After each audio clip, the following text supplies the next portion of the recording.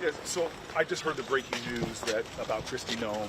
I called in hearing this week that she should either step down, she should be fired, or she should be impeached by Congress. So she is gone. She should be held to account for the corruption that she has shown with the contracting and the way they do business. She should be held to account for the violation of court orders. She should be held to account, frankly, for the violating the constitutional rights of Americans. But this changes nothing. We are in a shutdown right now because we have a rogue and reckless organization that is breaking into Americans' homes, jumping out of unmarked cars, masked, literally slamming Americans to the pavement, or worse, as we've seen in 2 cases, murdering people. We are seeing in Republican-run towns and Democratic-run towns that they don't want them there, that they're making us all less safe, that they said they were going to go after the worst of the worst, but they're detaining American citizens, over 20 American children.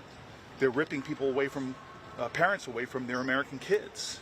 This is not who we are. This agency's out of control. I am so happy that one of the worst administrative leaders I've ever seen is gone. But the agency itself is still reckless and out of control, and we should not be funding it until these issues are addressed. On that will you vote to confirm? Look, I've known Mark Wayne now for a good amount of time. It is not about the head of this agency. It is about what the agency is doing in our communities. And obviously there'll be hearings, and I think a lot of this should be brought out.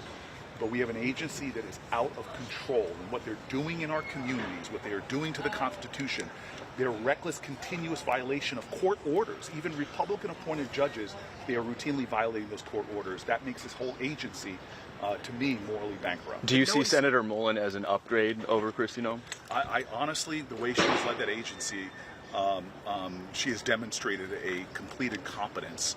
It's hard for me to imagine somebody being as bad as she was. You said it would do nothing on the funding debate, but what could help unlock that issue, especially now that you have someone like Mullen stepping up? Well, this is the problem right now, is that even the issues that are being negotiated, Republicans have said, no, they're not going to insist upon warrants before they barge into American homes. They said, no, we are not going to make sure that agents are clearly identified. They have put out of the realm of even negotiation the common sense things we ask from law enforcement agencies all over our country.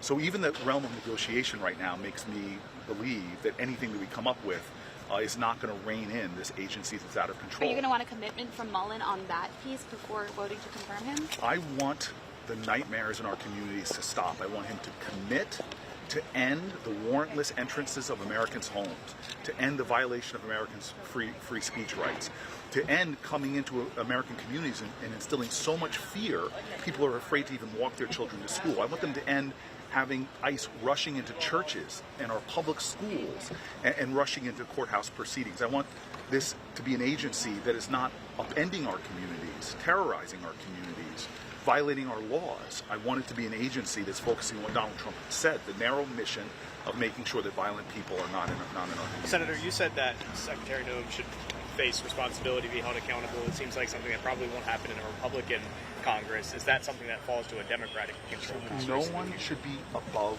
the law. And what Donald Trump seems to be saying with his pardon of January 6th, violent rioters who beat police right where we're standing, with people who've created incredible corruption, literally dealt with transnational funding of terrorism in our country. He seems to be pardoning people who have done horrible, horrible things. Nobody is above the law.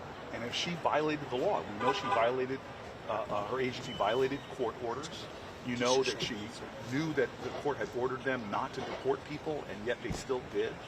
I think that she is not above the law. She should be held account for any violations of our law or Constitution that she did while she was in her position. Thanks, everybody. Thank you. Subscribe to Oneindia and never miss an update. Download the Oneindia app now.